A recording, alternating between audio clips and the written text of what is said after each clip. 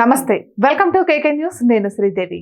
AP ప్రభుత్వం కీలక నిర్ణయాలు తీసుకుంది కేబినెట్ సమావేశంలో పలు అంశాలపై చర్చించారు సంక్షేమ పథకాల అమలుపై స్పష్టత ఇచ్చారు ఇక అమరావతిలో నిర్మాణ పనులతో సహా రాష్ట్రంలో కొత్త పెట్టుబడుల ఆమోదం తెలిపారు పలు చట్ట సవరణలకు సైతం మంత్రివర్గం ఆమోద ముద్ర వేసింది ఇక అదే సమయంలో విశాఖలో ప్రధాని పర్యటనపై సమావేశంలో చర్చించారు ఇక డిఎస్సి నియామకంపై కూడా చర్చలు జరిపారు ముఖ్యంగా సూపర్ 6 పథకాలు అమలుపై దృష్టి సారించారు వచ్చే విద్యా సంవత్సరంలో తల్లికి వందనం అమలు చేయాలని ఇందుకు అనుగుణంగా ఏర్పాట్లను చేయాలని విద్యాశాఖతో పాటు ఆర్థిక శాఖకు కేబినెట్ ఆదేశించింది మరోవైపు డిఎస్సి నియామక ప్రక్రియను ఎట్టి పరిస్థితుల్లోనూ వచ్చే విద్యా సంవత్సరం నాటికి పూర్తి చేయాలని సీఎం చంద్రబాబు ఆదేశించారు ఇక అన్నదాత సుఖీభావ పథకం విషయంలో కూడా ఒక స్పష్టతకు వచ్చారు వచ్చే నెలలో కేంద్రం సీఎం కిసాన్ నిధుల విడుదల తర్వాతే వెంటనే అన్నదాత సుఖీభావ నిధుల విడుదల కార్యాచరణ సిద్ధం చేయాలని సీఎం ఆదేశించారు ఇక ఈ రోజు కేబినెట్ సమావేశంలో ప్రధానంగా రెవెన్యూ శాఖపై కూడా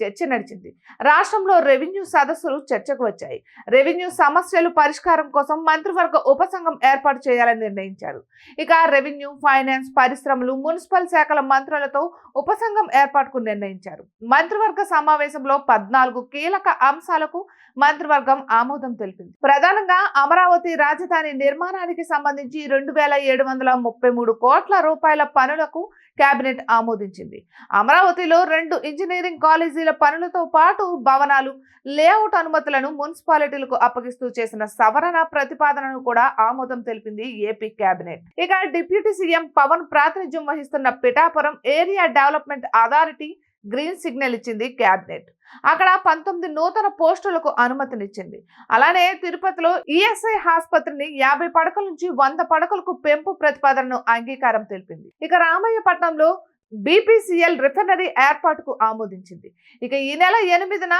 విశాఖలో ప్రధాని మోదీ పర్యటన దృష్ట్యా ప్రతిష్ట ఏర్పాట్లు చేయాలని నిర్ణయం తీసుకుంది ఏపీ కేబినెట్ అయితే రాష్ట్ర ఆర్థిక పరిస్థితిపై ఆర్థిక శాఖ పవర్ పాయింట్ ప్రజెంటేషన్ ఇవ్వడం విశేషం ఇటువంటి మరెన్నో వీడియోస్ కోసం కేకే న్యూస్ తెలుగు ఛానల్ ని సబ్స్క్రైబ్ చేసుకోండి